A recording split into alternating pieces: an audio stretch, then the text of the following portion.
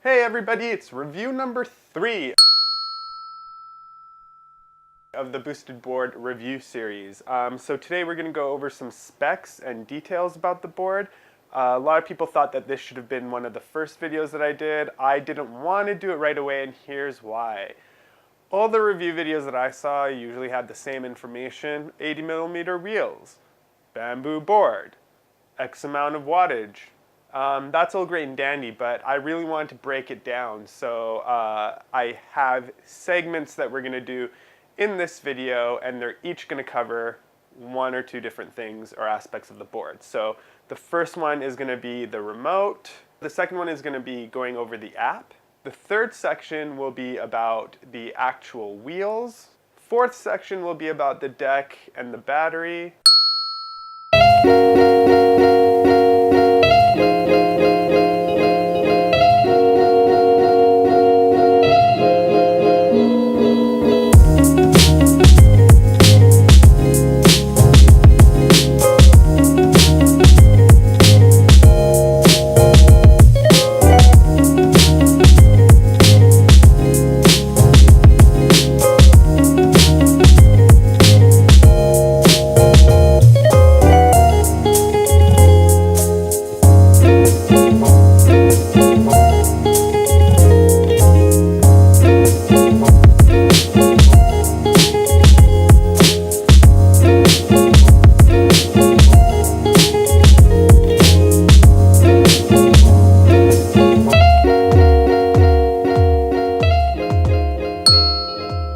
The trigger itself is right here. That's called the engage button.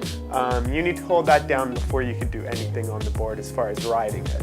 The next thing up is the throttle wheel, which is this guy here. Now, in my first unbox video, you guys know that I mentioned some people were having issues with that slipping. What you find that ends up happening is once you pull back to the very end, your thumb will naturally slip a bit. So then when you pull forward to go fast again, your thumb has moved a little bit over from where it was before. So that is one problem, but it's not so bad. It's actually not that bad. Like once you get the hang of it, you feel your thumb slip, you kind of reset and go from there. I have seen one video, and I'll post the link in the description, of somebody who uses this clay putty type stuff that hardens into plastic. And he makes sort of like one big knob in the middle of the entire wheel, so you always know where you are, and it's just easier to grip, I guess. So I'll post the link to that down below. Next thing up, you got the board battery indicators, which are the 4 lights that are, the 5 lights actually, that are stacked up right up top here. So now, the one thing that I don't like about the remote is how you change through the modes on the remote instead of the app. So I'll go over how you do that on the app. It's really simple and straightforward, but there are issues there too, and we'll go over it. So as far as the remote goes, let's say I'm in expert mode and I want to get to eco mode, which is one step down from expert mode. Well, in order to do that, I have to push the home button 3 times, but that'll take me to pro. Then I gotta push it 3 more times, which takes me to beginner, and then I have to push it 3 more times, and that took me to eco mode. I get it, it's sort of like a 1-button process. They made it really simple that way, and I like that aspect, but it is kind of a pain. The other thing that you need to understand is you can't change modes while the board is moving, so you have to be braked in order to change modes. The strap, I like the feel of it, but the one problem is the actual portion that sort of like slips in and out tends to move on its own a lot. I'd prefer if it kind of held in place with some teeth and then you kind of push down on it and it would release. But other than that, it's a good strap. I like it. I haven't had any issues with it. So the multi-button is essentially the power button. Call it the home button, whatever you want. It turns the board off, on. It tells you how much battery life there is, and it also tells you how to, or it also changes modes for you. And then there's the remote light indicator, which is lit up green right now and it goes down to red. I've only ever plugged it in twice, and that was just precautionary, just to make sure, see how long it would take to fill up. Both times I plugged it in, I probably only had it in for like 15 minutes max. I've never drained the remote battery once since I've had the board. Really good as far as that goes. boostedboard says a full remote battery lasts 5 to 6 full cycles of the board's battery. A 0 to 100% charge on the remote takes 4 hours. That may seem like a long time, but understand how long the remote lasts for. So of course it's gonna take longer to charge. I'm on a Reddit forum, and here I got a quote from a Isaiah J. Turner, who says, "My remote was defective, so I took a real quick look before I sent it back. Interestingly, wheel/speed control is done with magnets. Link down in the description below, as always." I don't know if you guys can see, that's where the charger plugs in, just the port for the charger there. The weight is really nice, soft to the hand, soft to the touch, powder coated. Okay, so that's the segment about the remote. Any questions, comments? Just ask below. Okay, so the next thing we're gonna go over is the app. Now, this is where I get a little frustrated. It's happened more than a few times where the board won't connect to the app. It just won't work.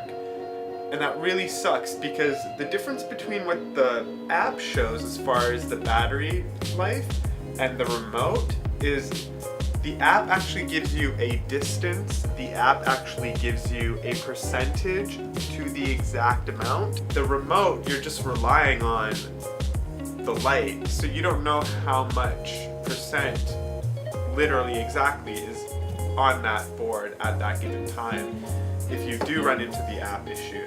The other issue is that, yeah, you're then forced to use the remote to change between the different modes. I don't know if that's interference on the Bluetooth aspect. I don't know if that's just a glitch or a bug. I have no idea, but it's kind of inconvenient because it has happened quite often. Other than that, the app is very user-friendly, very simple, very easy to learn. There's very few basic functions. You don't need to worry about too much. They didn't overclutter it, which I love. That being said, they have, for example, these other sort of posts about places to skate and stuff like that. It's got a map and location on it, which is awesome, except I haven't seen this update even once with new locations since I've received my boosted board, and I'm pretty sure it's remained static for quite some time. So a request that I would like to see happen on the app, as far as something that should be there that would be very friendly to users, especially in my situation, is to be able to set the maximum charge of the battery life. So if I could go into the app and say, hey, I only want this to charge up to 80%, and when it reaches 80%, stop charging, that would be great, because oftentimes I plug in my board and I start charging it, and then I forget that it's charging, and I have to disconnect it at 80% if I want to get to the bottom of my hill without overloading the battery. Maybe in the future, boosted board, if you're listening. That's the app portion of the video. Let's move on to the next portion, my favorite topic right now. In the last video, I said that I disliked the wheels. I like their size, but I didn't like how cushy they were. I did not like certain factors about how soft they were. I since then take back what I said. There's essentially two types, for the most part, of longboard wheels. Square edged, and then you got your curved edge. So my current longboard has curved edge, and I'm going to show you that right now. So these are the wheels on my old longboard. You can see that they're curved on the edges, right? Even though it's ever so slightly, they have curved edges. On the boosted board, the edges are flat, slightly protruded. They both come with pros and cons, okay? So real quick, I'm gonna tell you the pro and con of these two, because I think it's important that you guys know. So with the square edge, it covers more ground. It keeps you more flat, doesn't let you wobble as much. You're not drifting as much. You kind of feel more stuck to the ground, which is a good thing. It's a great thing. It comes with a downside. You get in a position where cement meets other cement that's slightly higher than the other, but not by much even, just by a little bit. and it goes on for a little bit of a stretch. Well, what I find with the boosted board, and this is due to square-edged wheels, you'll get what's sort of what I refer to as edging, and that the only way I can describe it is imagine that you're driving your car on train tracks and one wheel is between the two tracks and you're trying to go over to one side. You end up kind of like edging against that track, and you can't go up but you can't go down. You're kind of being forced in a position as opposed to being able to choose it, and it's only for a split second, but it's really irritating. With the curved edge wheels, those don't happen, but for a reason. That extra curved edge, as slim and as ineffective as it may seem, it's actually really good at nudging that wheel over to decide like one or the other. So it'll either push back and you'll get pushed back properly, or it'll actually grip and move up, you know what I mean? Those are the two major differences that I find between them. My one complaint now of the wheels is the edging factor. I don't know what you want to call it. I don't know if there's a name for it, but that's what I'm calling it. In review number 2, I mentioned that the speed was a huge factor. Like, you feel like you're going 20 when you're only going 10. Well, now I'm going 20 and I wish I could go faster. I think this comes down to trusting the board. Even if I see a pothole, usually I know that I can trust the board, and that's where I go into trust with this.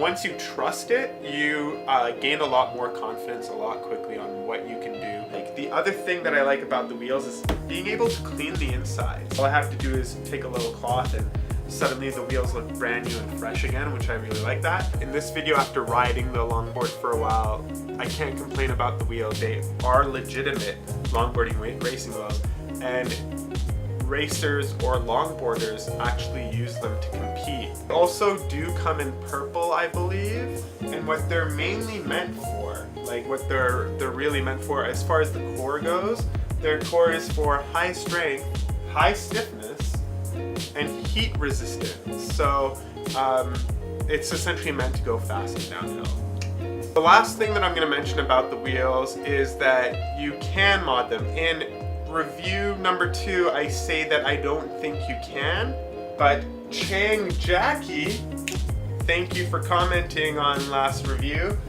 he tells me that actually the wheels can be changed, and the wet wheels for boosted were just released. They are called Orangutan Rain wheels by Harfang, and they're also 80mm. They've got a different grip pattern on the bottom of the wheels, and they seem to run about $130, maybe $120 US.